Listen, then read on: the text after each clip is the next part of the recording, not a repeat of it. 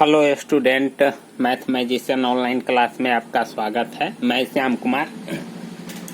आज हम आपको बता रहे हैं कि एपी पर ही अभी चल रहा है। काहे कि हम आपको एपी का एक क्लास दिए हुए थे और उस पर जो बेसिक सवाल सब है वह सब कैसे कैसे बनता है। तो एनसीईआरटी का यानी 8वां सवाल है प्रश्नावली 5.2 का। तो ध्यान से समझिएगा कि किस प्रकार से इसको हम हल करते हैं। देखिए क्या है कि एक एपी में 50 पद है। एक एपी है जिसमें कै गो पद है, 50 गो है और तीसरा पद है 12, ठीक ना। और अंतिम पद 106 है। तो इसका 29वां पद ज्ञात कीजिए। देखिए 50 गो पद है, तीसरा पद दिया हुआ है, अंतिम पद दिया हुआ है और 29वां पद आपसे पूछ रहा है। तो देखिए हम क्या करते हैं कि सबसे पहले इसमें क्या है कि 50 गो पद है। तो इसका मतलब है कि n बराबर कितना हो गया 50, क्योंकि 50 गो पद है। तो चलिए n बराबर 50 हो गया। अब कहता है तीसरा पद 12 है, यानी A3 है 12, इसी को आप T3 भी कह सकते हैं। A3 है 12 और अंतिम पद यानी कैमा पद है सो तो नहीं है मालूम, यानी अंतिम पद देखिए, यानी 50 पद है तो अंतिम पद 106 है। तो इसका मतलब है कि T50 बराबर कितना दिया हुआ है 106। काहे कि 50 गो पद है और अंतिमहा पद है 106। तो इसका मतलब है कि 50वां पद 106 होगा। चलिए ठीक है। तो अब हम क्या करेंगे कि सबसे पहले हम इसको फार्मूला पर लगाते हैं, इसको सूत्र पर बैठाते हैं। अब देखिए इसमें क्या क्या चीज आपको मालूम है, न ए मालूम है और न डी मालूम है। काहे कि कोई भी एपी निकालने के लिए ए और डी आपको मालूम होना न चाहिए। तो न यहाँ ए है मालूम और न डी है मालूम, सिर्फ पदों की संख्या मालूम है। तीसरा पद हमको मालूम है और 50वां पद 106 है, यह हमको मालूम है। तो यहीं से आपको ए और डी मिलेगा और जब ए और डी मिल जाएगा तो फटाक से हम क्या करेंगे 29वां पद निकाल देंगे, ठीक ना। तो देखिए यहाँ हम क्या करते हैं कि सबसे पहले A3 निकालते हैं, ठीक ना। A3 बराबर है 12। तो क्या A3 को हम A प्लस n-1 यानी 3-1 और इंटू डी बराबर 12 हम लिख सकते हैं ना। चलिए ठीक है, इसको हम आगे बढ़ाते हैं। तो क्या हो जाएगा a प्लस 3 में से 1 गया तो 2d बराबर 12 होगा। यह आपका पहला समीकरण हो गया, ठीक। अब देखिए हम क्या करते हैं, यानी T50 कहिए या A50 कहिए, कोई फर्क नहीं पड़ता है। तो यहाँ भी A50 दिया हुआ है 106, तो यहाँ भी हम वही रूप अप्लाई कर सकते हैं।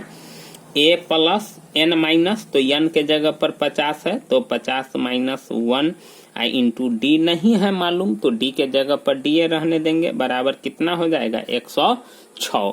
अब हम क्या करते हैं, इसको आगे बढ़ाते हैं। तो a प्लस 50 में से 1 जाएगा तो 49d बराबर कितना हो जाएगा 106। यह आपका दूसरा समीकरण हो गया। आप तो पढ़े हुए हैं लुप्तीकरण विधि कि x और y का वैल्यू कैसे निकालते हैं, उसी प्रकार से यहाँ a और d का वैल्यू निकालेंगे। काहे कि 2 गो चर है, एगो a है और एगो d है। यहाँ भी एगो a है और यहाँ d है। तो चलिए वही काम हम करते हैं। देखिए हम पहला पद को हटा देते हैं तो लिखते हैं यहाँ समीकरण, क्या लिखेंगे, समीकरण 1 और 1 में से 2 को घटाने पर, यही चीज न लिखते हैं। गुना उना करने की जरूरत है नहीं, क्योंकि हम पहला टर्म को हटा रहे हैं। तो मेरा पहला टर्म इसका a है और इसका a है, दोनों बराबर है, तो गुना करने की जरूरतें नहीं है। उसी में अगर हम दूसरा पद को हटाते तो फिर हमको गुना करने की जरूरत पड़ जाता, तो वह भारी हो जाता। तो हम देखते हुए पहिल के टर्म को गायब कर देते हैं। काहे कि लुप्तीकरण विधि में आप या तो पहला पद गायब कीजिए और न तो दूसरा पद, यानी जो मध्य वाला पद होता है उसको हटाना रहता है, कोई एगो पद को हटाना रहता है। तो हम यहाँ ए को हटा रहे हैं क्योंकि हमको गुना नहीं करना है, लेकिन जिसको हटाते हैं उसके चिन्ह को ठिकियाते हैं। तो दोनों प्लस हैं तो घटाने पर लिख दिए हैं, यानी जो जिसको हम हटाते हैं ना, तो अगर वह समान चिन्ह रहता है तो घटाने पर लिखते हैं, असमान चिन्ह रहता तो जोड़ने पर लिखते। तो चलिए ठीक है, यहाँ भी हम वही काम कर रहे हैं। a प्लस 2d बराबर कितना है 12। चलिए, और यह कितना है a प्लस 49d बराबर कितना हो जाएगा 106। चलिए अब हम क्या करते हैं कि घटाते हैं। तो घटाओ में तो साइन चेंज होगा, प्लस है तो माइनस, प्लस है तो माइनस, यहाँ भी प्लस है तो माइनस, यह आपका कट जाएगा। तो घटाइए, 9 में से 2 जाएगा तो 7 हो जाएगा, और 4 में से 2 जाएगा तो 2, नहीं माइनस नहीं, 9 में से 2 गया, 9 में यानी घटा रहे, 9 में से 2 जाएगा तो 7, और यह 4 के 4 रह जाएगा, मिस्टेक हो जाता है स्टूडेंट। देखिए -47d बराबर कितना हो जाएगा। अब यहाँ भी घटाएंगे तो 6 में से 2 जाएगा तो 4 हो जाएगा, 10 में से 1 जाएगा तो 9 हो जाएगा, 94 होगा माइनस। अब माइनस से माइनस क्या हो जाएगा खत्म, तो d बराबर हो जाएगा। अब 47 उधर जाएगा तो भाग, यानी गुना है तो उधर जाएगा तो भाग हो जाएगा। देखिए 2 मरतबे शायद कट जाएगा, 2 सत्ते 14, 2 चौके 8 1 9, इसीलिए d बराबर हमको मालूम हो गया कितना 2। अब हम समीकरण 1 का चाहे 2 में मान रख लेते हैं। तो समीकरण 1 में देखते हैं कि थोड़ा बड़ा संख्या है तो यहाँ गुना करने में थोड़ा दिक्कत होता, इसीलिए हम समीकरण 1 में मान रख लेते हैं। तो यहाँ लिखते हैं समीकरण 1 में d का मान रखने पर, समीकरण 1 में d का मान रखने पर, तो समीकरण 1 आपका यही ना है, a प्लस 2d बराबर 12। तो जहाँ d है वहाँ हम 2 रखेंगे, तो यहाँ है d, तो चलिए a प्लस 2 गुने क्या हो जाएगा 2, यानी d का वैल्यू हम यहाँ रख दिए हैं। 2 और d के बीच में कोई संबंध नहीं है तो गुना होता है, तो गुना का चिन्ह दिए हैं बराबर 12।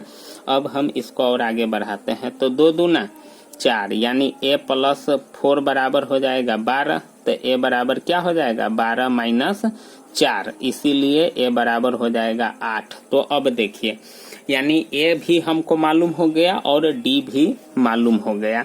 तो अब पूछता है कि 29वां पद, यानी a29 यानी t29 या t29 हम निकालते हैं, ठीक ना।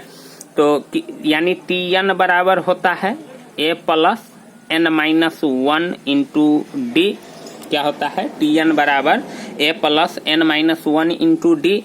तो n तो मालूम है 50 है, और a भी अभी मालूम हो गया 8, और n है आपका 50 माइनस 1, और d आपका कितना है, सो देखिए अभी आया है 2, तो इसमें 2 से गुना हो जाएगा, तो क्या हो जाएगा 8 प्लस 50 में से 1 जाएगा तो 49 गुने 2, अब इससे गुना न हो जाएगा।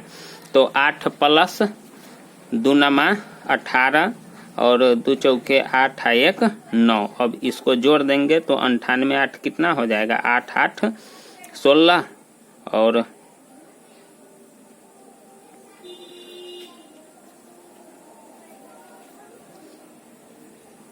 यानी यहाँ t29 निकालना है, तो यहाँ 29 होगा स्टूडेंट, सॉरी मिस्टेक हो गया है, यानी 29 माइनस का है कि यहाँ हमको t29 29वां पद निकालना है। तो यहाँ जो n है मेरा 29, तो 29 लेंगे। अब 29 में से 1 जाएगा तो कितना हो जाएगा 28 हो जाएगा, ठीक ना। और 28 में हम 2 से गुना करेंगे तो कितना हो जाएगा 56 हो जाएगा, थोड़ा मिस्टेक हो गया है, सॉरी। यानी 29 में से 1 जाएगा तो 28, और 2 से इसमें गुना हो जाएगा तो 28 दूना 56। अब इसको जोड़ेंगे तो 8 6 14, और 5 1 6 64 हो जाएगा। इसीलिए 29वां पद आपका कितना हो जाएगा 64। तो इस प्रकार से आंसर निकालते हैं, और स्टूडेंट अच्छा लगे तो चैनल को जरूर सब्सक्राइब कर दीजिएगा, लाइक भी कर दीजिएगा और कमेंट भी कर दीजिएगा। थोड़ा मिस्टेक हो गया था घटाने में, इसके लिए सॉरी। थैंक यू, धन्यवाद।